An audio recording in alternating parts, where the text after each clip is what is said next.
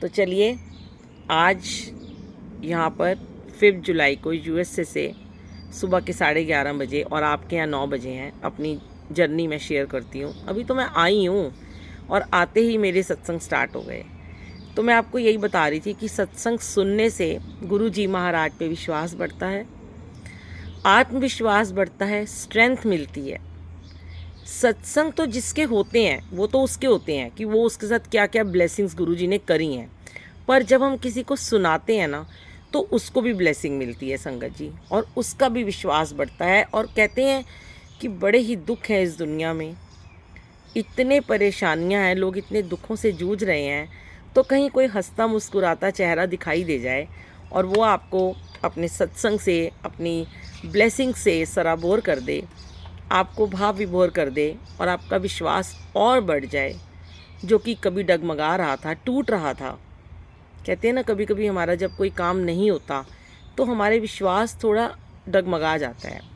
तो उस समय हमें जब कोई भी एक पॉजिटिव सत्संग सुनने को मिलता है तो लगता है अरे गुरुजी तो हैं, कहीं नहीं गए, यहीं हैं, आस पास ही हैं गुरुजी। तो ऐसा हुआ कि जब मैं इंडिया से आ रही थी तो आप सबको पता है कि मेरी नी में कुछ दिनों से बहुत ज़्यादा पेन हो रहा था और ऐसा था कि मैं पैर ज़मीन पे नहीं रख पा रही थी। तभी शायद गुरुजी ने मुझे यहाँ भेजा कि थोड़े दिन के लिए चल तू वहाँ जा, रेस्ट भी कर ले और वहाँ जाके सत्संग भी शेयर कर और तेरे को पैर को थोड़ा आराम मिलेगा। मैं कभी नहीं चाहती गुरुजी मेरे से सेवा छूटे, लेकिन गुरुजी सेवा का संगत जी रूप बदल देते हैं। उन्होंने वहाँ की सेवा हटा के यहाँ बच्चों की सेवा में भेज दिया। भी बिटिया का पेपर है तो चलो, और उसके साथ अजान के साथ टाइम स्पेंड करेंगे, उसकी हॉलीडेज़ है, नानी के साथ वो टाइम स्पेंड करेगा। तो हर चीज़ में गुरु जी की कोई ना कोई लीला होती है संगत जी। बच्चों ने मेरे लिए, मैंने पहले भी सत्संग शेयर किया है, शायद आप सब ने नहीं सुना क्योंकि सारी संगत तो इतना यूट्यूब नहीं देख पाती हैं। तो आज मैं आपके सामने 1-to-1 लाइव शेयर कर रही हूँ। नीलम आंटी, ईशा आंटी, सबको जय गुरु जी। नाम सबके ऊपर जा रहे हैं, सॉरी, गुरुजी सबके नाम पढ़ रहे हैं। यहाँ भी गुरुजी बैठे हैं, इन पेड़ पौधों में, इन पत्तों में, इन हवाओं में। जय गुरुजी का अनहद नाद निकल रहा है। तो गुरुजी तो हर जगह विराजमान है। और मेरे फ़ोन में तो आपको पता है 24 घंटे मंत्र जाप चलता ही रहता है। और क्या हुआ कि बच्चों ने मेरी आगे लॉन्ग जो लेग पुल करते हैं वो फ्रंट वाली मेरी सीट बुक कर दी और व्हील चेयर बुक कर दी। तो जब मैं आ रही थी तो मुझे व्हील चेयर मिल गई। बड़े आराम से मेरा इमिग्रेशन हो गया और वो मुझे लेके, एक बंदा अंकल थे, वो बड़े आराम से मुझे लेके आए। ईज़िली उन्होंने मुझे कहीं भी गुरुजी ने खड़ा नहीं होने दिया और सीधा मुझे प्लेन तक पहुंचा दिया। सब कुछ गुरुजी ने उनसे कराया, सूटकेस, मेरे पासपोर्ट, मेरा बोर्डिंग पार्ट, सब कुछ उन्होंने करा दिया।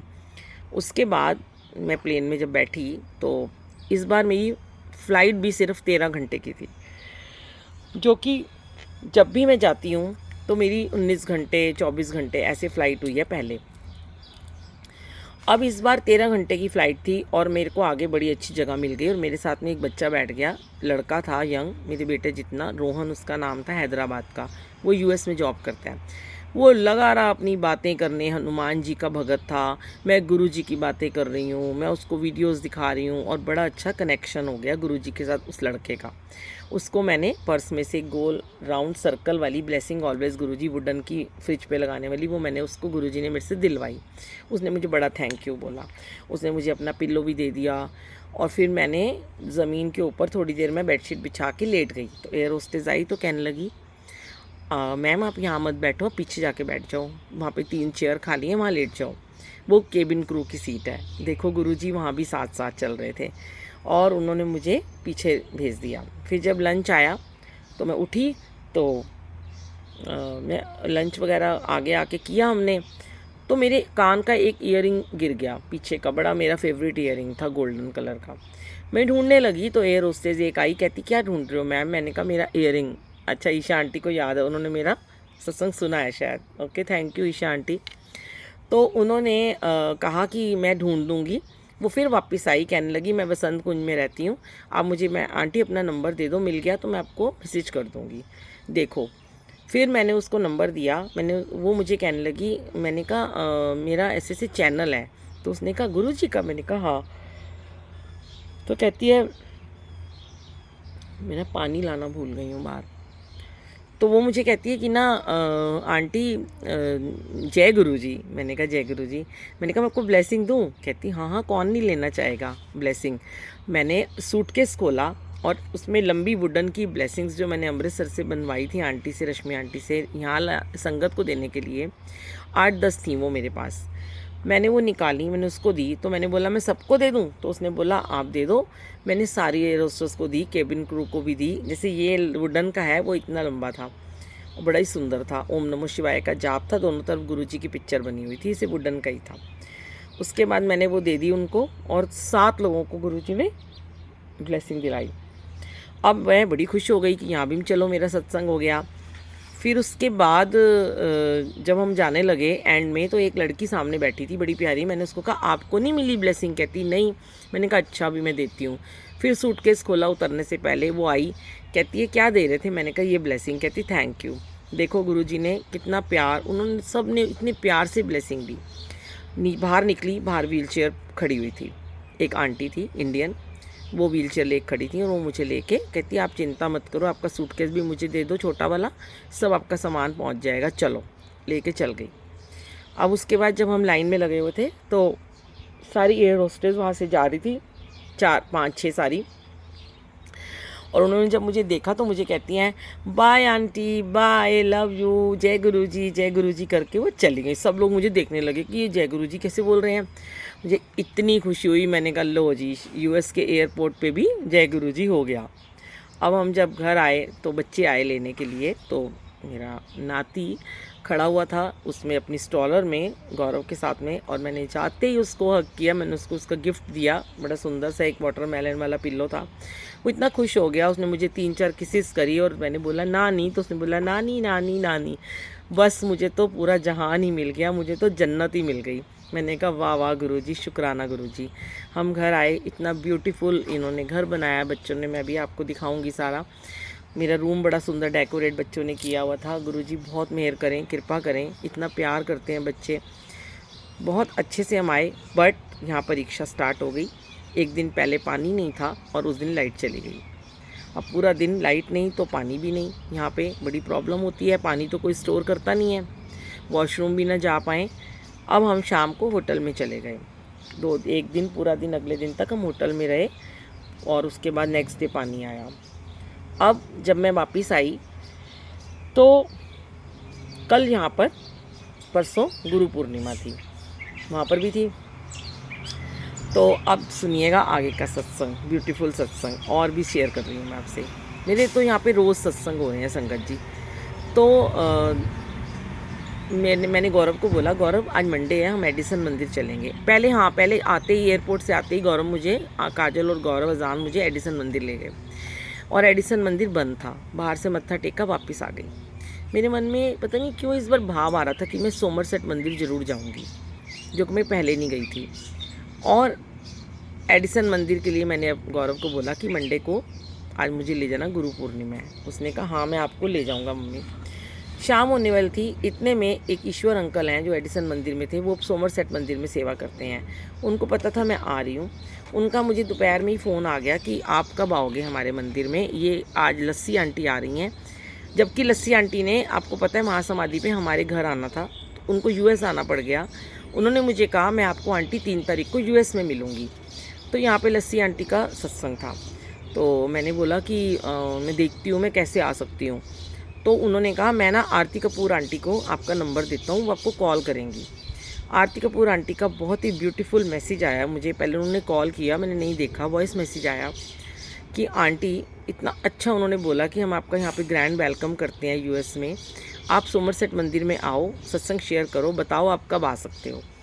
तो मैंने बोला कि आज तो मैं वैसे देख रही हूँ मैं आऊँगी, बाकी मैं संडे को बता दूँगी। तो उन्होंने कहा संडे की डेट ले लो। मैंने कहा 16 को दे दो, मैं 16 को सत्संग शेयर करूँगी। आंटी ने कहा डन, आप 16 को सोमरसेट मंदिर में संडे को सत्संग शेयर करना। उसके बाद आंटी ने मुझे कहा कि मेरे घर में सत्संग है 15 तारीख को, वहाँ पे भी आप ज़रूर आना। मैंने कहा ठीक है आंटी। तो एकदम शाम होते होते ही 3 बजे थे, तो गौरव ने मुझे कहा कि मम्मा मेरे थोड़ा सा ना, मुझे कुछ काम है तो मैं आज एडिसन मंदिर नहीं जा पाऊँगा। तो संगत जी मैं ऊपर गई अपने रूम में, वहाँ पे मैंने गुरुजी का स्वरूप लगाया हुआ था, ये वाला भी और वो दूसरा ऐसा बड़ा वाला। बस मैंने ऐसे ही प्यार से गुरुजी को बोल दिया कि मैंने कहा सारे फेसबुक पे अपनी अपनी फ़ोटो अपलोड कर रहे हैं, कोई बड़े मंदिर जा रहा है, कोई कोई इंस्टाग्राम पे फ़ोटो डाल रहा है, मुझे ही आज आपने मंदिर में नहीं बुलाया ना। मैंने कहा भी मैं एडिसन मंदिर जा रही थी, मैं बड़ी खुश हो गई थी, बस मैं इतना कह के हटी तो आरती आंटी का मुझे मैसेज आया हुआ था कि वो बुलबुल आंटी क्या आप आज सत्संग में आना चाहते हो? जैसे तो बस मुझे कोई किसी ने मेरे ऊपर अमृत वर्षा कर दी हो और मुझे कोई गड़ा हुआ खजाना मिल गया हो संगत जी। मैंने कहा, फिर मैंने उनको बोला कि आज तो मेरे बच्चों को थोड़ा सा काम है। मैंने उनको मैसेज किया, आंटी मैं आना चाहती हूँ पर मैं आऊँ कैसे? आंटी ने कुछ भी नहीं बोला, मुझे एक गिरीश अंकल का नंबर सेंड कर दिया, ये आपको लेने आएंगे। देखिए यहाँ अभी गुरुजी की ब्लेसिंग बिल्कुल साथ साथ चल रही है। अब फटाफट मैंने नंबर सेव किया तो उन अंकल का मुझे कॉल आ गया कि आंटी ऐसे से आंटी ने मुझे आपका नंबर दिया है और मैं आपको लेने आऊँगा ठीक 7:30 बजे, आप तैयार रहना।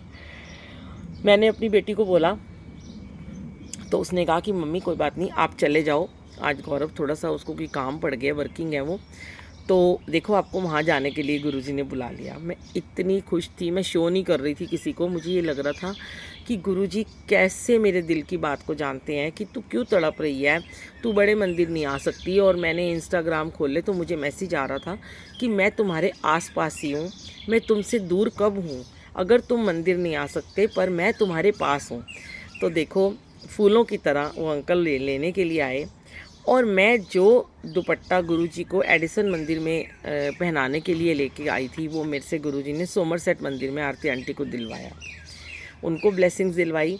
वो जैसे ही मैं एंटर हुई मंदिर में तो मैंने अंकल को पूछा कि आरती आंटी यहाँ पे हैं? उन्होंने कहा मैं भी बड़े दिन से नहीं मिला, होंगी तो ज़रूर। मैंने कहा ये मेरे को मिल जाएँ, शुरू में ही मिल जाएँ, बाद में बड़ी संगत हो जाएगी। और अभी तो संगत जी मैं सीढ़ियाँ चढ़ के ऊपर गई, मंदिर के अंदर घुसी भी नहीं, सामने से आरती आंटी और सीमा आंटी दोनों आ रहे थे, जो सीमा आंटी मैनेजमेंट देखती हैं, और दोनों ने इतने अच्छे से मुझे हक किया, प्यार किया, इतने अच्छे से उन्होंने मेरे को वेलकम किया और वो अंदर तक मुझे छोड़ के आए, उन्होंने बिठाया मुझे वहाँ पे। उसके बाद फिर वो थोड़ी देर बाद आके वहीं पे बैठ गए वो भी। उसके बाद उन्होंने हमने सत्संग सुना, प्रसाद मिला, इतना सुंदर ब्यूटीफुल वो मंदिर था, बस मेरी तो आंखों से झमझम आंसू गिर रहे थे कि गुरुजी आपने मुझे आज बड़े मंदिर के ही दर्शन यहाँ पे दे दिए। वैसे तो देखो संगत जी, गुरुजी अंग संग है, अगर कोई बड़े मंदिर नहीं भी जा सकता तो वो गुरुजी को घर बैठे भी प्यार कर सकता है, उनकी पूजा कर सकता है, उनसे बातें कर सकता है, उनसे अपना हर दुख सुख शेयर कर सकते हो। लेकिन मंदिर तो मंदिर ही होता है ना, मन करता है कि मंदिर में जाएं हम एक बारी। तो जैसे मैं बर्थडे पे भी ज़रूर जाती हूँ और कोई भी गुरु पूर्णिमा हो तब भी मैं ज़रूर जाती हूँ। तो ऐसे करके गुरुजी ने वहाँ पे मुझे बुलाया और जैसे ही सत्संग ख़त्म हुआ वहाँ पे उनके यहाँ परफॉर्मेंसेस होती हैं। एक आंटी ने कविता सुनाई और एक आंटी ने बहुत सुंदर परफॉर्म किया, शुक्राना शुक्राना गुरुजी तेरा शुक्राना, और कलम हाथ तेरे पे उन्होंने डांस किया, बहुत सुंदर। मेरा भी मन कर रहा था मैं भी डांस करूं, पर ऐसे अचानक से तो मैं नहीं ना बोल सकती कि हाँ आज ही आई हूँ और आज ही मुझे सब कुछ करा दो। वहाँ पे ना, यहाँ पे ऐसे होता है, सब सिस्टमेटिकल होता है, ऐसे नहीं आप कर सकते जाओ आप भी, जैसे मैं रोज़ सत्संग शेयर करती हूँ तो मैं खड़ी होकर सत्संग शेयर करूँगी, नहीं, हमें इनके अकॉर्डिंग ही संगत जी चलना पड़ता है। यहाँ पे सब कुछ फिक्स होता है, पहले से प्लान्ड होता है कि वो उन्हें बताना, वो पूछते हैं कब आओगे, वो डेट देते हैं। क्योंकि रस्सी आंटी का सत्संग था, फिर आरती आंटी ने बोलना शुरू किया गुरुजी के बारे में, इतना ब्यूटीफुल, मैं उनको पहले सुन चुकी हूँ यूट्यूब पे, बस मन कर रहा था कि वो बोलती जाएं और मैं सुनती चली जाऊँ। इतना सुंदर उन्होंने बोला, गुरुजी की महिमा का बखान किया थोड़ा सा, और वो इतनी ब्यूटीफुल लग रही थी। उन्होंने साड़ी पहनी हुई थी हैवी, बहुत सुंदर बेल्ट लगाई हुई थी, इतनी प्यारी लग रही थी वो। फिर उसके बाद लस्सी आंटी का सत्संग स्टार्ट हुआ। मैंने फ़र्स्ट टाइम लस्सी आंटी का 1-to-1 सामने बैठ के सत्संग सुना, जो कि मैं यूट्यूब पे सुन चुकी हूँ, पर जब सामने कोई सत्संग करता है, इतनी प्यारी प्यारी लस्सी आंटी ने बातें बताई, इतना हंसे हम सब, इतनी गुरुजी की कहानियाँ उन्होंने सुनाई कि गुरुजी कैसे मस्तियाँ करते थे, कैसे मौज में रहते थे, कैसे किसी को पंजाबी में बोलते थे, चल जा चल हुन तू इधरों जा, तू आ जा, हुन तेरा टाइम हट गया, तू की सोचना है। मतलब यहाँ तक मैंने पहली बार ये सत्संग सुना कि लस्सी आंटी बता रही थी कि गुरु जी तो अंतर्यामी हैं, तो कोई कोई संगत जब आती थी ना घर में, उनके वहाँ पे मंदिर में, तो गुरु जी उनको कहते थे कि तुमने, मतलब ये बात मैं भी अपने सत्संग में बोलती हूँ कई बारी, कि मुझे भी अच्छा लगता है ये बोलना, कि मैं बताती हूँ, जैसे काजल, काजल, जैसे मैं भी आपको बताती हूँ कि हमें अपने घर में नेगेटिव चीज़ें नहीं रखनी चाहिए। तो जय गुरु जी, किरण आंटी, चेतना आंटी, जय गुरु जी। तो उन्होंने बताया, लस्सी आंटी ने, कि गुरु जी संगत को उठा के बोलते थे कि तूने अपने घर में इतना कबाड़ क्यों भरा हुआ है, कल जाके पूरी सफाई करना। और एक आंटी को बोलते थे कि तूने अपनी आदम के ज़माने के, पुराने ज़माने के इतने ढेर सारे ऊपर तेरी परछत्ती पे किचन में पुराने पुराने बर्तन पड़े हैं जो तू कभी यूज़ भी नहीं करती, उनको हटा, उसमें नेगेटिविटी होती है। मैं भी आपको यही बात बोलती हूँ हमेशा, गुरुजी बुलवाते हैं कि नेगेटिविटी होती है, नेगेटिव सोल्स उन पुरानी चीज़ों में आ जाती हैं। फिर गुरुजी ने एक आंटी को बोला कि तेरे घर में इतने पुराने पुराने अंडर गारमेंट्स पड़े हुए हैं जो गंदे गंदे, जो तुम कभी फेंकते भी नहीं हो, उनको चेंज करो। मतलब उन्होंने बताया कि गुरुजी कुछ नहीं सोचते थे किसी को बोलने से पहले, कुछ भी उनको जो ठीक लगता था वो बोल देते थे, और वो सबके बीच में बोलते थे। यहाँ से मुझे एक आंसर मिला। और उन्होंने ये भी बोला कि गुरुजी को बिल्कुल पसंद नहीं था। उन्होंने क्या, हमने कई बार सुना है और संगत से सुना है कि गुरुजी को ये बिल्कुल पसंद नहीं था कि कोई बातें करे, जब सत्संग कोई शेयर कर रहा हो या सत्संग में बैठा हो तो गुरबानी सुनते समय आप बातें मत किया करो, फ़ोन का यूज़ मत करो। तो वहाँ पे कभी उस मंदिर में बहुत डिसिप्लिन मुझे दिखा, सोमरसेट में। ना कोई हम वीडियो बना पाए किसी की, उन्होंने मना कर दिया, ना कोई पिक्चर अंदर खींची हमने, ना ही कोई फ़ोन यूज़ कर रहा था। इतनी संगत थी, 500-600 संगत थी वहाँ पे। तो गुरुजी कई बारी मुझे भी कह चुके कि ये चीज़ फेंक दे, ये चीज़ फेंक दे, ये पुराना हो गया, इसको फेंक दे। मेरे से खुद निकलवाते हैं घर से वो चीज़ें। शुरू में मेरी मदर इन लॉ भी बहुत ऐसे रखती थी चीज़ें, संभाल संभाल के, टूटी फूटी। मेरे हस्बैंड भी रख देते थे कभी भी, अभी भी कभी कभी रख देते हैं, पर मैं उनको बोल देती हूँ कि इसको हटा दो। तो हम जब हमने घर शिफ्ट किया तो मैं क्यों सारा सामान दे देती हूँ मेड्स को या बेच देती हूँ कबाड़ी वाले को, क्योंकि मुझे वो सामान में नेगेटिविटी नज़र आती है, हमें वो रखना ही नहीं होता। तो इसीलिए ये आंसर मिला मुझे कि गुरुजी ने जो बताया कि आगे भी आपको भी आंसर मिले, कि अपने घर की 7 जुलाई से पहले, मैं आपको ये बताना चाहती हूँ कि 7 जुलाई से पहले पहले, अभी आपके पास 2 दिन हैं, 1 दिन है, कल है शायद 7 जुलाई, है ना, हमारे यहाँ आज 5 तारीख है। तो आप अपने घर की पूरी सफाई करो। गुरुजी को बहुत पसंद है सफाई करना, ठीक है। पूरी सफाइयाँ करो आप, और किचन पूरी साफ़ करो अपनी, ठीक है। ये मैं आपको मैसेज दे रही हूँ, ये गुरुजी को बहुत अच्छा लगेगा। पूरे घर की सफाई करना, कोना कोना घर का साफ़ कर लेना। हर बार गुरुजी अपने बर्थडे पे एक अलग ही मैसेज दिलवाते हैं, आज ये वाला मैसेज दिलवा रहे हैं, ठीक है ना। टूटे फूटे बर्तन सब फेंक देना, कबाड़ी वाले को सारा सामान दे दो, नहीं बेचना चाहते हो मेड्स को दे दो। कई लोग पुरानी पुरानी बॉटल रखते हैं, पुराने पुराने गत्ते डिब्बे रखते हैं संभाल के। ये गुरुजी कहते हैं कि नहीं, ये सब नहीं रखना। पुराने कपड़े दे दो ना किसी को, उनके काम आ जाएंगे। क्यों, जो नहीं पहनने दे दो, क्यों संभाल के रखने हैं। कपड़े छोटे हो गए, कपड़े गंदे हो गए। और गुरुजी कहते हैं अपनी किचन, सबसे पहले गुरुजी आके आपकी किचन को ब्लेस करते हैं संगत जी, वॉशरूम को ब्लेस करते हैं। सच में आप ध्यान रखना, सबसे पहला हमारा वॉशरूम बिल्कुल साफ़ होना चाहिए, हमारी किचन बिल्कुल साफ़ होनी चाहिए, ठीक है। और फिर आप उसके बाद सत्संग की तैयारी करना, क्योंकि जब कहते हैं, कई बार क्या होता है, हम ये सब चीज़ें कर लेते हैं। जैसे गुरुजी ने ये भी बताया कि तुम्हारी बेसमेंट में इतना कबाड़ पड़ा है, तुम उसको निकालो। हम उसको निकालते ही नहीं है। लोहे की चीज़ें, पुराने टूटे फूटे पुराने पुराने फ़ोन, उनके कवर, बहुत बुक्स, एल्बम्स, कई बार मैंने भी शेयर किया, उसमें बहुत नेगेटिविटी होती है। तो ये शायद गुरुजी का मैसेज था अपने बर्थडे पे। बहुत अच्छा लगा, बहुत सारे सत्संग सुनाए लस्सी आंटी ने। मैं जब वापस आऊँगी तो मैंने उनको बोला है कि हम उनको अपने घर भी एक बार ज़रूर बुलाना चाहते हैं। गुरुजी ने चाहा तो आपको उनके सुंदर सुंदर, आपको उनके सत्संग से सराबोर करेंगे, भाव विभोर करेंगे, है ना। जय गुरुजी, शुक्राना गुरुजी।